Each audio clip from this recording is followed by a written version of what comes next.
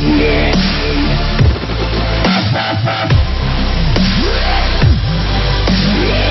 author, Hatice Cengiz, with Jamal Khashoggi, the Saudi journalist who disappeared last week after entering the consulate of Saudi Arabia in Istanbul. Hatice Cengiz, by Hatice Cengiz October 9 at 8:28 p.m. Hatice Cengiz is Jamal Khashoggi's fiancée. She lives in Istanbul. More than a week has passed since our last meeting outside the consulate of Saudi Arabia, before his disappearance became global news.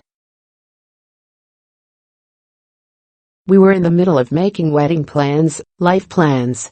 After the consulate, we were going to buy appliances for our new home and set a date. All we needed was a piece of paper. We were going to take my siblings and some of our closest friends to dinner to share the good news. Marriage is an important and special step for all couples. For us, but especially for Jamal, it was particularly significant. Spending more than a year in self-imposed exile in the United States, away from his country, his family and his loved ones, had taken a toll on him. "I miss my country very much. I miss my friends and family very much," he told me. "I feel this deep pain every single moment." Now we were about to be married and spend time between Washington and Istanbul. We were so expectant. He had been feeling so lonely, but I could see the clouds clearing. He wanted to build on his years of professional experience to become an influential journalist in Washington, as the Arab world set the stage for major developments. He was thankful to be able to write in the Washington Post, to be the voice of his colleagues who could no longer speak up. When I asked him why he decided to live in the United States, he said America was the world's most powerful country, where one could feel the political pulse of the planet.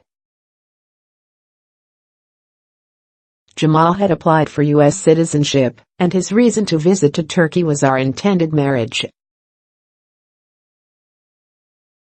He was hoping to take care of all necessary paperwork before returning to Washington. On September 28, Jamal visited the Saudi Consulate in Istanbul for the first time, despite being somewhat concerned that he could be in danger. Yet he noted that there was no warrant for his arrest in his native country. Although his opinions had angered certain people, he said, the tensions between himself and Saudi Arabia did not amount to hate, grudges or threats. He was, however, increasingly worried about an unprecedented wave of arrests in his country. Yet Jamal did not think the Saudis could force him to stay at the consulate in Turkey, even if they wanted to arrest him. In other words, he did not mind walking into the Saudi consulate in Istanbul, because he did not believe that something bad could happen on Turkish soil. It would be a violation of international law to harm, arrest or detain people at a diplomatic mission, he said, and noted that no such thing had ever happened in Turkey's history. After a positive first meeting with consular staff, who welcomed him warmly and assured him that the necessary paperwork would come through, Jamal was hardly concerned ahead of his second visit. He walked into the consulate of Saudi Arabia, his native country, without doubting he would be safe there. After seeing how relaxed he was, I waited patiently and full of hope. But after 3 hours I was overcome with fear and concern. I texted a few friends to inform them, and I asked about Jamal at the consular building. I received an answer that further fueled my fears. Jamal had already left, they told me, possibly without my noticing. Trying to stay calm, I immediately called Yasin Akte, an advisor to Turkish President Recep Tayyip Erdogan and one of Jamal's oldest friends. Since the incident came to the attention of the press and law enforcement, I have been waiting fearfully. This much is true: he entered the consulate, and there's no proof that he came out. In recent days, I've witnessed the work of the Turkish authorities as they monitor the situation closely. I am confident in the abilities of Turkish government officials. At this time, I implore President Trump and First Lady Melania Trump to help shed light on Jamal's disappearance. I also urge Saudi Arabia, especially King Salman and Crown Prince Mohammed bin Salman, to show the same level of sensitivity and release CCTV footage from the consulate. Although this incident could potentially fuel a political crisis between the two nations, let us not lose sight of the human aspect of what happened.